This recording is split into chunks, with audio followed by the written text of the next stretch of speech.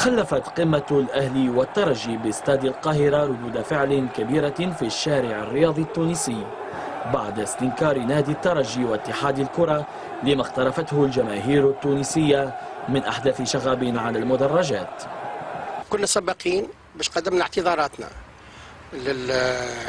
لهيئة الأهلي والشعب المصري والأعوان المصريين، لكن نحب نرجع ونقول وأنه المخرج متاع التلفزيون المصرية ما وراش الصور كما هي، ما ركز كان على الشيء الصدر من الجماهير مع الشرذمة اللي صار معناها اللي قامت بحركات غير رياضية واللي ما عندها حتى مبرر، فهمتني؟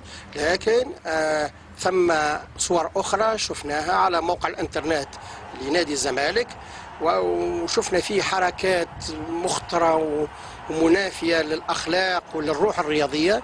هذه الصور التي أوردتها بعض المواقع الإلكترونية وكذلك التلفزيون التونسي في برامجه الرياضية والتي تحصل عليها بوسائله الخاصة تبين أن أحداث الشغب التي قامت بها جماهير الترجي لم تكن سوى رد فعل على العنف الذي تعرضت له بعض الجماهير من قبل رجال الأمن المصري عند إشعالهم للشماريخ. هناك قاعدة أصولية: العنف يولد العنف والضرب يولد الضرب. معناتها الأمن المصري مع كل احتراماتي ليه هو اللي كان المسؤول الأول والأساسي لهذه الأحداث ولهذه الاستفزازات، وأنا شاهدت بعيني كيف معناتها تم الضرب، حتى الضرب والتعنيف فيه أصول وفيه قواعد. ثم التعنيف لإبعاد الأنصار وثم التعنيف للانتقام، ومعناتها للانتقام من الأنصار. التعنيف هذا اللي صار هو التعنيف معناتها انتقام من الأنصار.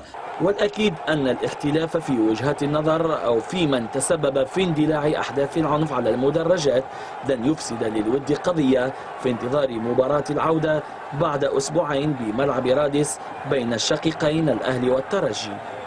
كما سعدت شوارع القاهرة بالجماهير التونسية طيلة الأيام الماضية. الأكيد أن هذه الشوارع ستحتفي بدورها بالجماهير المصرية بعد أسبوعين، خاصة وأن المتأهل للدور النهائي سيكون عربيا لا محالة.